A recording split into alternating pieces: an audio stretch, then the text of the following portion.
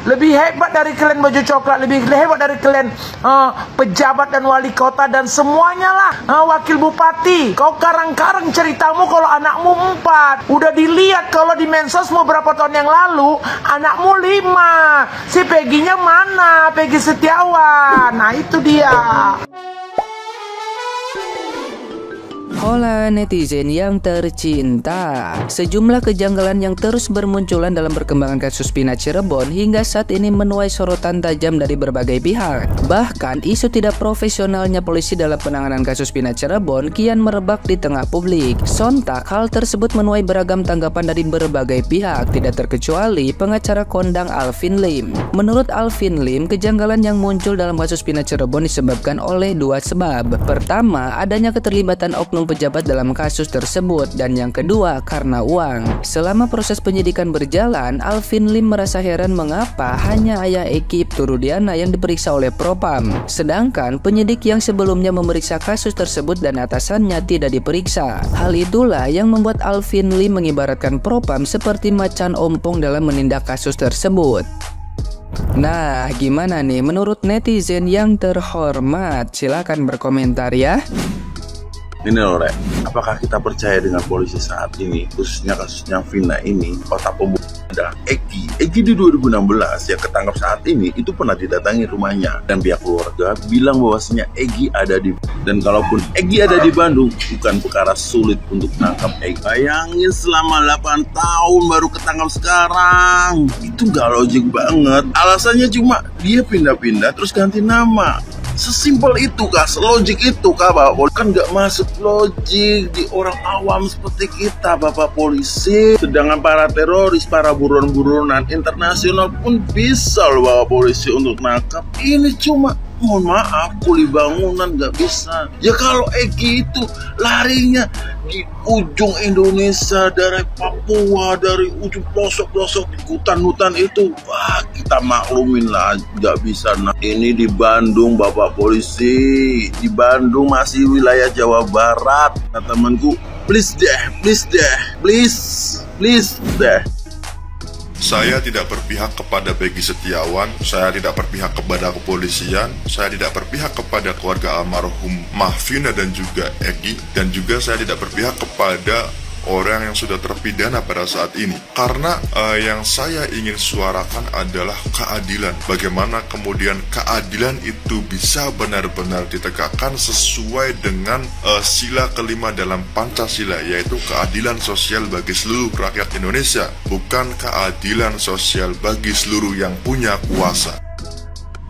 Kalau saya melihat bahwa pelaku utama kasus Vina itu nanti itu kena celaka guys ya, jadi kayak semacam matinya itu kayak truk. Iya, pada saat dia gagal nyalip truk, itu bisa jadi pada saat nyalip truk dia gagal dan jatuh, akhirnya palanya itu yang saya lihat ya. Jadi emang akhirnya ada netizen yang semuanya bersorak, itu juga itu yang saya lihat aja ya. Ya semoga aja ini nggak kejadian ya.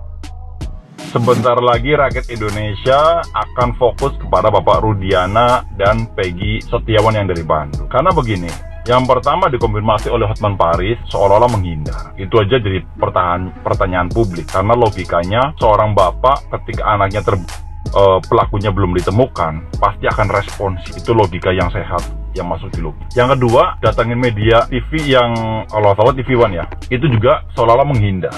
Padahal seharusnya itu respon. Itu yang kedua ya. Yang ketiga, setelah presiden merespon, kok kenapa kasusnya viral, tiba-tiba minta Hotman Paris dijadikan kuasa hukum? Secara logika begini, tanpa harus meminta kuasa hukum pun, kan sudah ada pengacaranya almarhum Vina. Kan mereka juga ingin kan kasusnya terbongkar. Kalau emang tidak ada persoalan ya, tidak ada sesuatu yang ditutup-tutupin oleh Pak Rudiana, sudah ada pengacaranya almarhum Vina, tinggal mendukung aja, mensupport agar kasusnya terbongkar, kan begitu. Kenapa harus minta Hotman Paris dijadikan kuasa hukum? Kan nggak masuk di logika loh.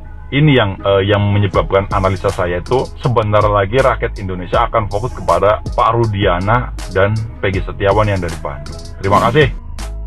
Untuk para polisi nih ya, kan desakan dari masyarakat luas minta Peggy Setiawan itu dibebaskan karena alat buktinya itu terlalu mengada-ngada. Kemudian ini penangkapan ini terlalu konyol gitu loh. Secara logika ini nggak masuk akal gitu loh. Ini kan pendapat dari masyarakat luas begitu. Tapi kan kalian sudah terlanjur nangkep Peggy Setiawan nih. Kalau dibebasin gitu aja kan malu begitu loh ya. Kemarin udah diundang ahli psikologi dan lain sebagainya kan begitu. Nah, saya punya tips, punya trik buat kalian nih para polisi bagaimana cara membebaskan Peggy Setiawan tapi tidak mempermalukan institusi kepolisian. Yaitu dengan cara apa? Dengan cara menggunakan alibi. Ini salah lapor. Jadi ada orang salah melaporkan Peggy Setiawan. Karena salah lapor maka dibebaskanlah Peggy Setiawan. Jadi yang malu siapa? Bukan kepolisian kan, tetapi ada kambing hitam, yaitu yang melaporkan. Mudah-mudahan tips ini berguna untuk polisi. Selamat datang di Konoha, negara Konoha ya. Lucunya negeri kita. Jadi Bapak Polisi ini konferensi pers bilang bahwa nama Andi dan Dani DPO itu hilang. 2 nama buronan hilang, Andi dan Dani. Pertanyaan saya, kenapa nggak nama Peggy saja yang hilang? Asal sebut, kenapa harus nama Andi dan Dani yang hilang? Ya, buat Bapak Kapolri dan Bapak Jaksa, tolonglah Pak, lihat Bapak ini, Bapak Polisi ini Pak. Katanya 2 DPO itu hilang Pak, salah sebut. Padahal sebelumnya orang-orang yang ditangkap itu Pak, yang sekarang di penjara itu, mereka itu sampai bonyok loh Pak. Fotonya beredar, mereka bonyok, mereka sampai bonyok seperti itu. Mereka tetap nama Andi Dani tidak hilang, bahkan kayak seperti itu pun nama Andi dan Dani, mereka dalam ketakutan nama Andi dan Dani masih ada, tidak hilang Pak. Ya, kemudian sampai BAP selesai, sampai dilimpahkan ke kejaksaan, nama Andi dan Dani masih ada Pak, masih ada. Kemudian dibawa ke sidang bersama dengan Bapak Jaksa Hakim yang terhormat, ada pengacara resmi sah, disaksikan oleh kepolisian, sidangnya berjalan, tetap Pak, nama Andi dan Dani masih ada, tidak ada yang bilang salah sebut. Ya, sampai hakim yang terhormat pun masih yakin bahwa nama Andi dan Dani ada, DPO. Sekarang tiba-tiba 2024 viral, Bapak Polisi ini konferensi pers, ucuk-ucuk bilang nama Andi dan Dani salah sebut. Padahal dulu sampai bonyok itu orang masih tetap nama Andi dan Dani. Sekarang salah sebut. Kenapa nggak nama Peggy aja yang salah sebut? Ya, jadi tolonglah untuk Bapak Kapolri dan Bapak Jaksa, lihatlah kelucuan ini gitu loh. Ya, katanya nama Andi salah sebut, padahal yang punya masalah awalnya itu Andi dengan geng motor XTC. Kalau Andinya dihilangkan, berarti masalahnya dihilangkan. Masalahnya dihilangkan, berarti orang-orang yang ditahan sekarang dilepaskan. Kemudian ada yang bilang, oh nggak bisa bang, semudah itu dilepaskan. Ya, orang polisinya itu, bapak itu aja bilang salah sebut, semudah itu bilang salah sebut, ngapain dilepaskan nggak mudah? Ya, jadi tolonglah Pak Kapolri dan Pak Jaksa, lihatlah ya ini begini-begini ini.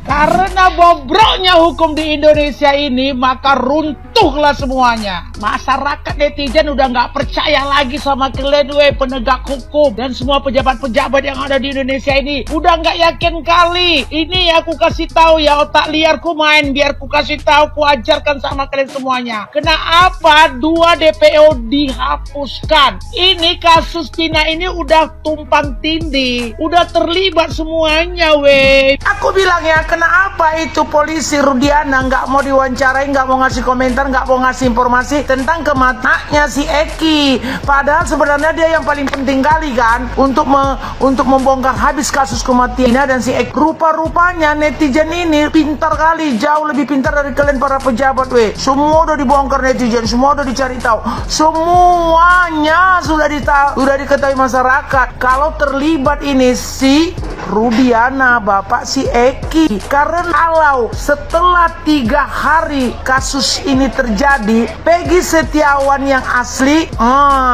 dan sampai detik ini nggak tahu siapa yang kannya membonoi. Dan menurut otak liarku, ini terlibat itu. Udah banyak kali komentar-komentar, woi, kenapa dihapuskan 2 DPO? Karena memang sudah is dead dia, udah nggak ada lagi di muka bumi ini. Udah dihabiskan. Secara otak liar kalian aja berpikir, siapa yang nggak marah, siapa yang nggak dendam kalau anaknya dihabiskan, dibunuh? Kucing aja kucing itu ternak-ternak kalau anaknya diganggu. Ada ternakku di sini seekor anjing. Kalau anaknya diganggu aja dia marah. Dia menghantam, menggigit, mengejar orang yang mengganggu. Apalagi seorang manusia si Rudiana. Iya kan? Jadi setelah Eki dia mencari orang yang kan si Eki.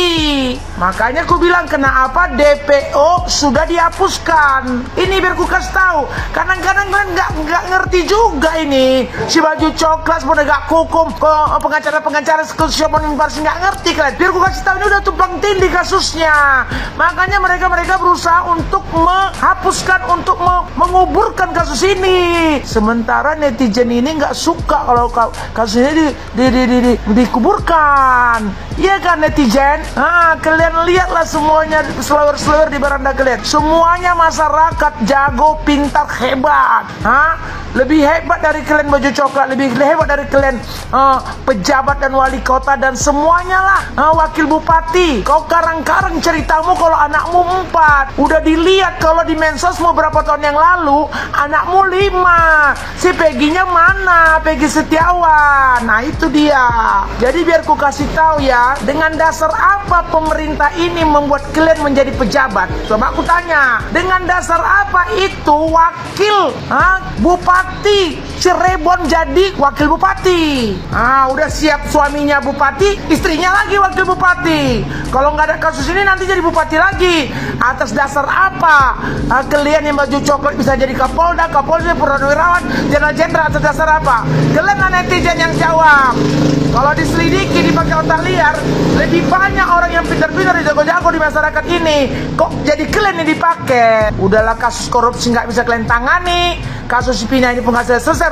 Rusuh otak semua masyarakat kalian buat. Udah tumpang tindih ini masalah ini. Ini ku kasih tahu nih, otak liarku nih main ini. Jadi memang DPO itu udah nggak ada lagi, sudah nggak ada di bumi ini lagi.